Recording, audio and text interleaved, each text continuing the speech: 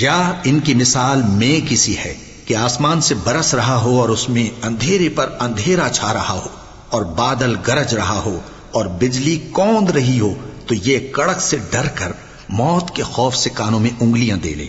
اور اللہ کافروں کو ہر طرف سے گھیرے ہوئے ہے، قریب ہے کہ بجلی کی چمک ان کی آنکھوں کی بصارت کو اچک لے جائے۔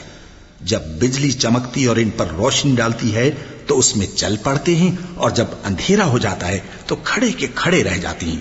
اور اگر اللہ چاہتا تو ان کے کانوں کی سنوائی اور آنکھوں کی بینائی دونوں کو زائل کر دیتا۔ بلا شبہ اللہ ہر چیز پر قادر ہے۔ گو اپنے پروردگار کی عبادت کرو جس نے تم کو اور تم سے پہلے لوگوں کو پیدا کیا تاکہ تم اس کے عذاب سے بچو، جس نے تمہارے لیے زمین کو بچھونا اور آسمان کو چھت بنایا، اور آسمان سے مے برسا کر تمہارے کھانے کے لیے انواع و اقسام کے میوے پیدا کیے۔ بس کسی کو اللہ کا ہمسر نہ بناؤ، اور تم جانتے تو ہو۔